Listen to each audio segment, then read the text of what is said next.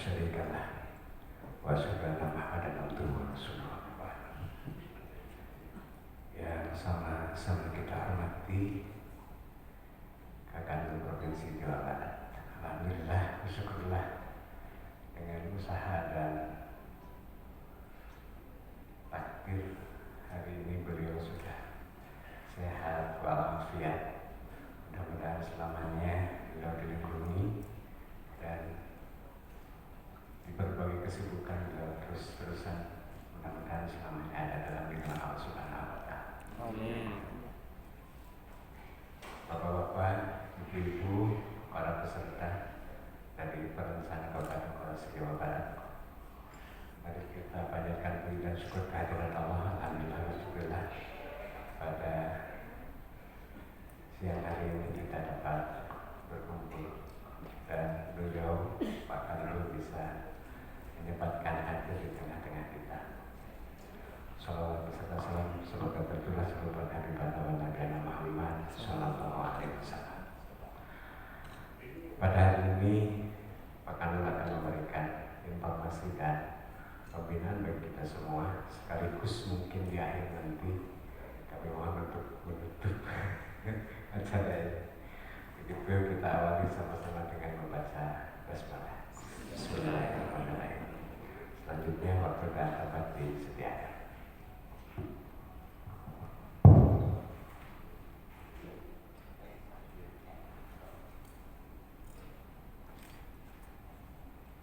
Assalamualaikum warahmatullahi wabarakatuh. Bismillahirrahmanirrahim. Alhamdulillahirabbil alamin wa bihi nasta'in ala umurid dunya waddin. Wassalatu wassalamu ala asyrafil anbiya'i wal mursalin sayyidina wa maulana Muhammadin wa ala alihi wa sahbihi ajma'in, amma ba'du. Yang kami hormati jajaran di bidang penyelenggara haji dan umroh, Pak Kabid tadi mohon izin karena ada kegiatan yang seharusnya dihadiri oleh Kamil, tapi saya mandatkan kepada beliau, yaitu pelantikan pengurus ampuri. Seluruh kepala seksi, Pak Haji Yiyi, Pak Kiai yang sudah mengawal kegiatan ini selama 2 hari di Aston dan berjalan dengan lancar, alhamdulillah. Dan seluruh peserta dari para perencana dari Kementerian Agama Kabupaten Kota se-Jawa Barat dan juga dari bidang PHU ya. Alhamdulillah pada hari ini saya bersyukur kepada Allah Subhanahu wa Ta'ala bisa bertemu dan bersilaturahim dengan Bapak Ibu sekalian sebagai penjaga gawang perencanaan untuk Kementerian Agama di Jawa Barat ya. Yang saya sebelumnya beberapa hari menjalani cuti untuk melakukan isolasi mandiri sebagai OTG, orang yang tanpa gejala. Alhamdulillah ini hari pertama saya untuk bisa aktif kembali ya, tanggal 26 November ini. Yang sebelumnya kurang lebih 14 hari saya menjalani isolasi. Jadi ternyata memang COVID itu ada, Bapak sekalian. Oleh karena itu saya pesan kepada kita semua untuk tetap menjaga protokol kesehatan kita, jaga kebugaran, ya, vitamin, tetap jaga jarak, ya, tetap jaga imunitas tubuh kita. Karena dengan itu kemudian kita bisa bertahan dan bisa menghadapi COVID ini. Ya. Saya sendiri memang tidak merasakan gejala apapun. Ya, tiba-tiba hasil swabnya kemudian positif. Lumayan agak tertekan juga dari sisi mental ya. Tapi dengan kita terus tingkatkan imunitas tubuh kita, alhamdulillah beberapa hari setelah itu di swab ulang kemudian negatif. Dan kita bersyukur kepada Allah diberi kesempatan kembali untuk bisa bersilaturahim ya, bagaimana menjalankan roda organisasi di Kementerian Agama Provinsi Jawa Barat, tentu dengan pertolongan Allah Subhanahu wa Ta'ala. Bapak Ibu sekalian yang dirahmati Allah, saya juga kebetulan punya background di perguruan tinggi, itu menangani perencanaan karena Wakil Rektor 2 itu adalah bidang perencanaan, keuangan dan administrasi umum, ya. Yang saya jalani kurang lebih 6 tahun sebagai Wakil Rektor 2 di perguruan tinggi, sehingga kalau bicara tentang perencanaan itu sudah merupakan hari-harinya, ya. Dan saya setiap hari dengan tim perencana Pak di IAIN itu. Dan bagaimana keluh kesah sebagai perencana, ya, bagaimana tantangan yang dihadapi oleh para perencana itu kurang lebih kira-kira sama, ya. Dan ini saya hari ini bertatap muka dengan para tim perencana dari seluruh kabupaten kota, dan saya sangat berharap, ya, kepada para perencana kita ini untuk bisa merencanakan program-program dengan baik, ya. Katanya garbage in, garbage out. Kalau kita merencanakan sesuatu yang salah, maka kita sedang merencanakan suatu kesalahan. Itu. Jadi justru titik tolak keberhasilan kita dalam penyelenggaraan program itu pada perencanaan itu. Ya, ketika kita sudah salah dalam merencanakan, maka itu artinya kita sedang menyusun perencanaan kesalahan, ya, sedang merencanakan sebuah kesalahan. Jadi harus betul-betul cermat, ya. Seorang perencana itu harus betul-betul menguasai seluruh program yang ada di Kementerian Agama, yang dari mulai bagaimana renstra-nya, kemudian keturunan dari renstra itu, ya, menjadi program tahunan di semua leading sektor, itu semua harus ada di kepala perencana, ya. Dan perencana juga harus paham tentang standar biaya, sehingga dalam merencanakan tidak, terutama dalam perumusan anggarannya, tidak menyalahi standar-standar biaya. Jadi seorang perencana itu adalah orang yang memiliki pengetahuan yang komprehensif, yang luas, ya, tentang seluruh, termasuk juga harus punya ruh, ya, pada diri perencana itu. Mau dibawa kemana Kementerian Agama itu juga terletak pada para perencananya, ya. Dulu sejak di Direktorat Pusat, saya pernah juga terlibat dalam penyusunan rencana-rencana strategis. Jadi di bidang perencanaan ini alhamdulillah saya sedikit banyak ikut berkecimpung, ya. Sampai ketika saya di perguruan tinggi pun saya juga ditempatkan di di Wakil Rektor 2 yang membidangi perencanaan, ya. Meskipun sebelumnya saya di dekan, kalau di dekan itu lebih bersifat lebih banyak akademiknya, tetapi ketika di Wakil Rektor 2 itu justru menangani hal-hal teknis Pak I, ya. Dari mulai genteng bocor sampai WC bocor juga ditanganin, ya. Karena bidang perencanaan, keuangan dan administrasi umum. Jadi administrasi umum juga masuk di sini. Jadi hari-hari memang berhadapan dengan itu. Ketika di Kanwil kemudian saya menghadapi persoalan-persoalan tata kelola, ya memang itu sudah bagian dari yang seringkali saya jadi tugas fungsinya. Jadi alhamdulillah dan bersyukur saya pada hari ini, di hari pertama saya tugas kembali setelah menjalani cuti, saya bertemu dengan para perencana ini, ya. Mudah-mudahan Bapak Ibu semua sehat selalu, ya, dan kesehatan dan kebugaran, ya. Penting itu menjaga kesehatan dan kebugaran. Oke. Sebelum penutup, ya, penutupan ini, tentunya karena sudah 2 hari, biasanya sudah tinggal menanti-nanti waktu penutupannya. Saya ingin menyampaikan dulu beberapa hal, ya, sebagaimana yang disampaikan oleh panitia, bahwa memang dalam hal kebijakan anggaran, terutama penyelenggaraan haji dan umroh, ini kita tidak lepas dari kerangka perundang-undangan, ya, kerangka umum perundang-undangan kita yang terkait dengan keuangan negara. Karena anggaran haji itu adalah masuk di dalam keuangan negara. Oleh karena itu dalam pelaksanaannya tidak boleh keluar dari kerangka undang-undang itu. Terutama di pasal 12 yang berbunyi penyusunan rencana APBN berpedoman kepada rencana kerja pemerintah dalam rangka mewujudkan tercapainya tujuan bernegara. Rencana kerja pemerintah itu tertuang di mana? Itu tertuang di undang-undang peraturan yang terbaru tentang rencana strategis. Lalu diturunkan dalam rencana kerja pemerintah, Bapak Ibu sekalian. Kemudian juga kita tidak bisa keluar dari undang-undang ini 25 tahun 2004 tentang sistem perencanaan pembangunan nasional. Ya, nah ini saya kira sudah di tangan Bapak Ibu sekalian sebagai perencana. Jadi sebagai perencana itu ya harus pegang ini, pegang Undang-Undang 25 tahun 2004 sistem perencanaan pembangunan.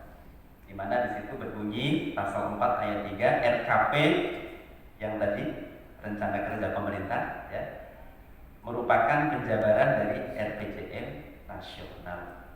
Memuat apa? Prioritas pembangunan, rancangan kerangka ekonomi makro yang mencakup gambaran perekonomian secara menyeluruh, termasuk arah kebijakan fiskal, ya, serta program kementerian atau lembaga, lintas kementerian, kewilayahan dalam bentuk kerangka regulasi dan kerangka pendanaan yang bersifat indikatif. Makanya kita kenal ada pagu indikatif ya. Kalau kita bicara tentang kebijakan fiskal, maka ya kita tidak bisa lepas juga dari kebijakan makro ekonomi kita. Sekarang apa yang sedang kita hadapi? COVID-19. Makanya ada namanya refocusing. Ya. Apa? Refocusing atau refocusing? Refocusing ya, menjadi refocusing karena menjadi pusing begitu kan? Dari refokus menjadi refocusing begitu ya. Refocusing. Nah itu juga dalam kerangka kebijakan fiskal. Siapa yang pegang kebijakan fiskal? Ya di Kementerian Keuangan dengan DPR. Kita juga ada Undang-Undang 17 tahun 2018 tentang penyelenggaraan ibadah haji yang terbaru ya.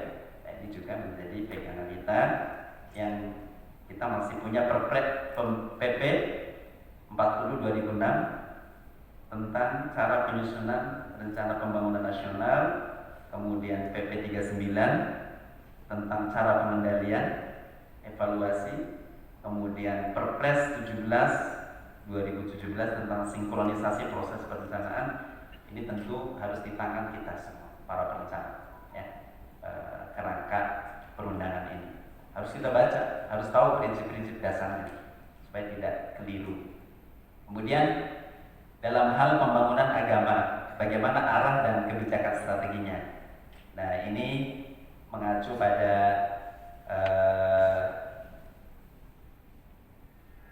RPJM nasional ya, kemudian pada RKP ini ada 5 hal ya, di mana di situ kaitannya dengan pembangunan agama itu. 1. Meningkatkan pemahaman, pengamalan dan pengembangan nilai keagamaan. Kemudian yang kedua, meningkatkan pelayanan kehidupan beragama. Yang ketiga, meningkatkan kerukunan umat beragama.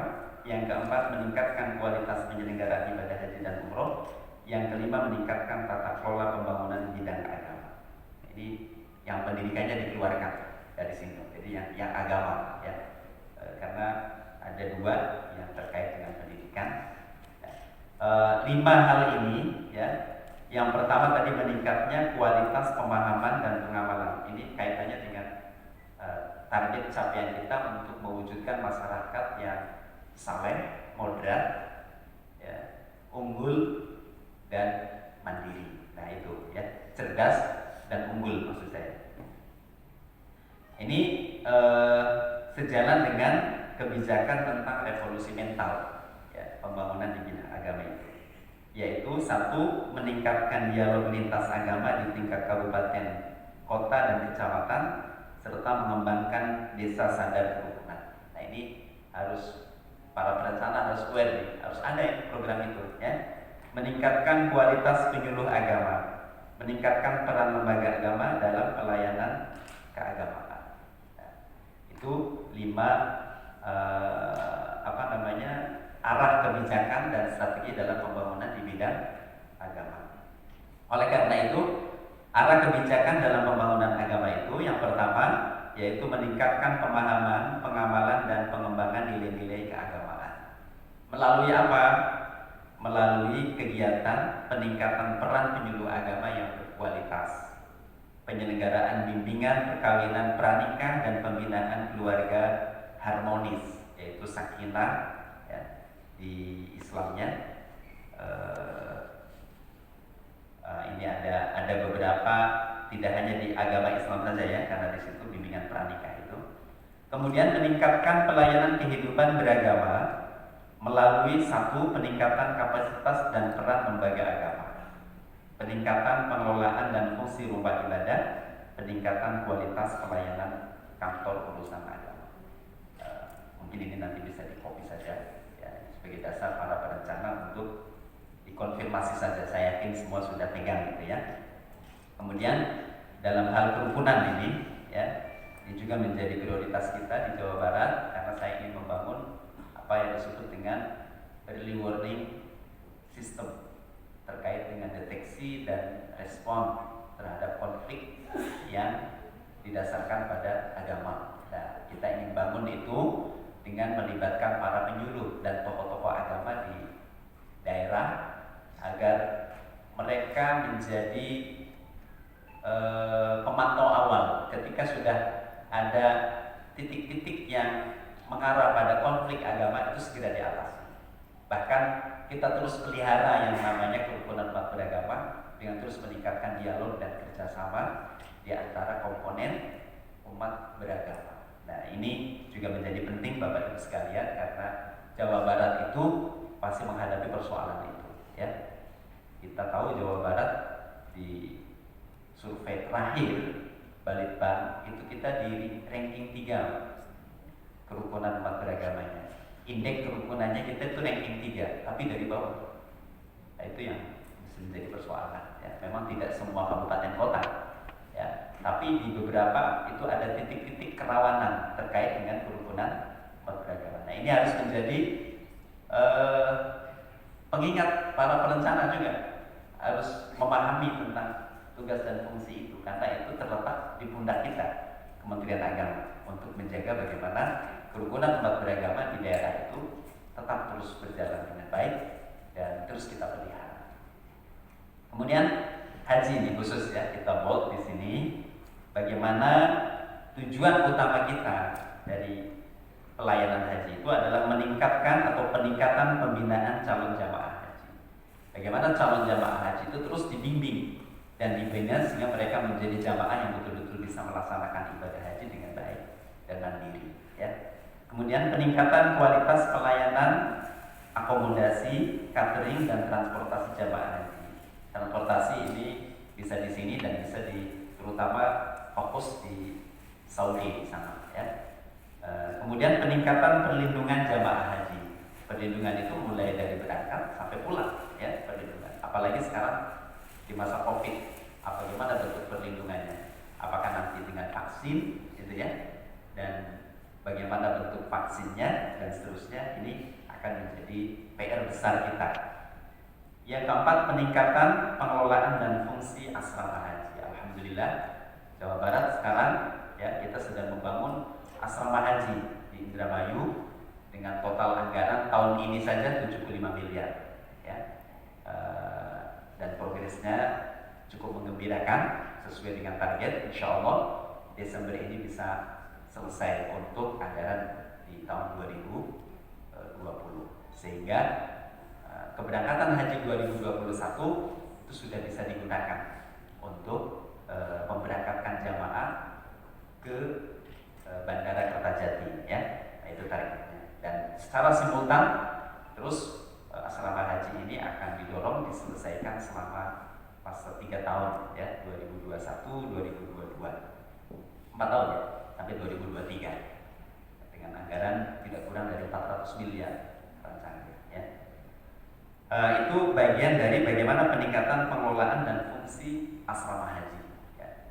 Kemudian yang kelima terkait dengan tata kelola ya, ini sangat penting bagaimana kita memastikan seluruh aparatur kita benar-benar adalah orang-orang yang memiliki integritas. Jadi persoalan integritas ini menjadi hal yang sangat penting Bapak Ibu sekalian. Jadi kita ingin Kementerian Agama Jawa Barat ini betul-betul bisa menerapkan zona integritas, ya, sebagai birokrasi yang betul-betul WBK, ya, wilayah bebas dari korupsi, ya, dan menuju WBMM, ya, wilayah yang bersih dan melayani. Nah, ini menjadi penting persoalan integritas ini, karena kalau sudah menyangkut integritas, kalau kita sudah ada catatan-catatan terkait dengan integritas itu menjadi masalah buat kita. Oleh karena itu saya betul-betul mendorong semua ASN di Kementerian Agama Jawa Barat ini betul-betul menempatkan persoalan integritas itu berada di atas, ya. Karena efisiensi, transparansi, akuntabilitas dalam pelaksanaan program itu berujung pada persoalan integritas kita. Kemudian peningkatan kualitas kapasitas SDM aparatur pemerintah, ya, dan ini menjadi prioritas kita dalam penempatan SDM yang betul-betul berintegritas, profesional, dan handal, ya. Kemudian sinkronisasi perencanaan dan penganggaran.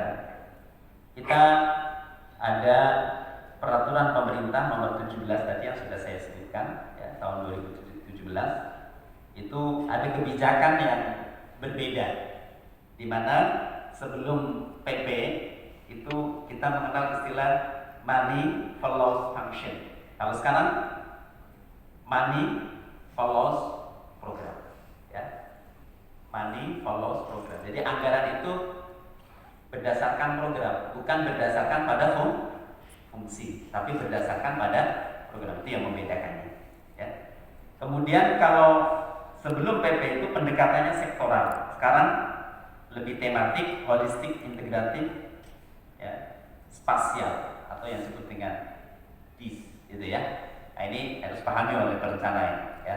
Kalau dulu ego sektoral tinggi, sekarang tidak boleh ada ego sektoral itu, karena bisa berkolaborasi antara sektor satu dengan yang lain dalam pelaksanaan satu program. Jadi lebih bersifat tematik, tidak melihat sektornya, tetapi tujuannya apa, programnya apa. Bisa saja kolaborasi antar sektor. Itu perencana harus punya mindset begitu dengan PP yang baru, yang 2017 itu, ya. Terkait tata laksananya, kalau dulu masih bilateral, trilateral, ada Islam Musrembang, ya. Sekarang masih ada bilateral, trilateral, bahkan di sini ada multilateral, ya. Workshop internal, koordinasi dengan KL, rencana koordinasi teknis, Musrembang tetap ada, tapi ada tambahan dari multilateral. Kemudian peran pengendalian sampai RKP. Sekarang pengendalian sampai rencana kerja kementerian dan lembaga. Jadi kalau dulu hanya sampai RKP saja, sekarang sudah sampai rencana kerja dari kementerian dan lembaga itu. Jadi DPR mengawasi sampai ke sana, ya. Kemudian proses penyusunan anggaran. Kita tahu kita berdasarkan pada baseline apa yang sudah kita capai di tahun 2020 ini, ya, baseline kita. Lalu kemudian baseline muncul dalam bentuk review terhadap baseline dalam bentuk pagu indikatif, ya. Kemudian ada new inisiatif. Apa inisiatif baru dari hasil review terhadap baseline itu? Apa inisiatif barunya? Baru kemudian masuk menjadi pagu anggaran. Itu ujungnya masih tetap ada review baseline, lalu ada new inisiatif apa, lalu bagaimana penyesuaiannya, ya. Sudah menjadi pagu anggaran kita. Lalu hasil pembahasan dengan DPR akan melahirkan alokasi anggaran yang di dalamnya ada review baseline, ya. Kemudian new inisiatif, ada penyesuaian juga. Nah, ini ada 3 proses utama dalam penyusunan anggaran di tingkat kementerian, yaitu dari mulai alokasi anggaran, pagu anggaran, lalu kemudian pagu indikatif, Bapak Ibu sekalian. Ini saya kira saya tidak boleh mengajari bebek berenang nih, sudah paham semua saya kira di situ, ya. Jadi itu hanya untuk review kita sama-sama saja bagaimana sebuah proses perencanaan anggaran itu kita lakukan. Program dan kegiatan khusus di Direktorat Jenderal PHU ya di 2021 karena kita di kantor wilayah itu kepanjangan tangan dari pusat, ya kan? Bagaimana program, karena kita kan melaksanakan salah satunya adalah program di PHU itu ya. Bagaimana di eselon satunya di sana? Nah, kita lihat di eselon satunya untuk 2021 itu di situ ada program kerukunan umat dan layanan kehidupan beragama. Berarti di dua besaran programnya di situ ada di sana ya. Ada pelayanan haji luar negeri, oke ya. Ada pengelolaan dana haji dan SIHDU. Apa SIHDU? Sistem Informasi Haji ya. TU-nya apa? Dan umroh, oke ya. Kemudian pelayanan atas haji di Jeddah, pembinaan haji ya. Pelayanan haji dalam negeri, pembinaan umroh dan haji khusus. Ini sesuai dengan direktoratnya di sana ya. Jadi tapi tetap masuknya dalam kerangka satu program tadi, program kerukunan umat dan layanan kehidupan beragama. Jadi kelayanan kehidupan beragama. Nah, kemudian yang kedua, program dukungan manajemen teknis lainnya di PHU. Jadi ini kerangka program di pusatnya seperti itu ya. Lalu bagaimana roadmap anggaran program PHU ini ya? Dari 2017 itu nilainya berapa triliun itu? 1,073 triliun ya. Kemudian 2018 naik ya sedikit, 2019 naik 1 miliar ya. 2020 naik signifikan ini 2020 mungkin karena banyak pembangunan tadi asrama haji dan lain sebagainya ya. SPSN sudah mulai masuk. Kemudian 2021 ada kenaikan berapa miliar ini? Hanya 40 sekian miliar ya kenaikannya ya. Ini roadmap anggaran program PHU. Jadi kalau dari sisi kenaikannya tidak begitu signifikan dari 2020 ke 2021 karena masih ada Mbak Covid kelihatannya ya yang masih menjadi kendala untuk meningkatkan anggaran. Segitu sudah bersyukur tidak dikurangi ya, tidak dikurangi pagu anggaran untuk program PHU. Lalu apa prioritasnya terkait dengan pelayanan haji dalam negeri? Nah ini yang masuk di dalamnya kita, yaitu kegiatan-kegiatan terkait dengan pelayanan, pendaftaran dan pembatalan haji, ya, pelayanan transportasi udara dan perlindungan jamaah, pelayanan dokumen dan perlengkapan jamaah, pengelolaan asrama haji, revitalisasi dan pengembangan asrama haji, revitalisasi dan pembangunan pusat pelayanan haji dan umroh terpadu. Ya, kita di beberapa kabupaten kota masih didorong untuk terus membangun PLHUT. Silakan kalau kabupaten kota yang sudah memenuhi syarat ada lahan, ya ajukan ya, karena itu bagian dari fasilitas yang bisa kita siapkan untuk meningkatkan layanan kepada jamaah Bapak Ibu sekalian ya. Tahun ini 3 kabupaten kota ya, Subang, Karawang dan Tasik ya. Tahun depan silakan, tahun depan kosong ya. Waduh, ini ada kekosongan ya. Mungkin keterlambatan untuk pengajuan proposalnya tanahnya ya. Kabupaten kota yang sudah punya lahan segera saja ya diajukan lagi. Kemarin saya dengar ada beberapa kabupaten kota yang mengusulkan. Pangandaran mana nih? Ada Pangandaran ya, sudah mengajukan proposal ya. Kan sudah ada lahannya. Nah, tinggal mudah-mudahan ada muntahan. Bisa dari muntahan itu bisa prioritas ke Pangandaran karena kasihan Pangandaran ini. Kantor juga belum punya ya. Masih kontrak Pak ya. Nah, kita harapkan kalau PLHUT-nya sudah dibangun dulu kan paling tidak nggak kontrak begitu. Bisa tinggal di PLHUT dulu gitu. Ya, harapan. Tapi kalau lahannya sudah luar biasa. Kemarin saya sudah meninjau lahan di Pangandaran ya, hibah dari Pemkab ya, pemerintah kabupaten. Nah, ini menjadi PR kita juga Pak.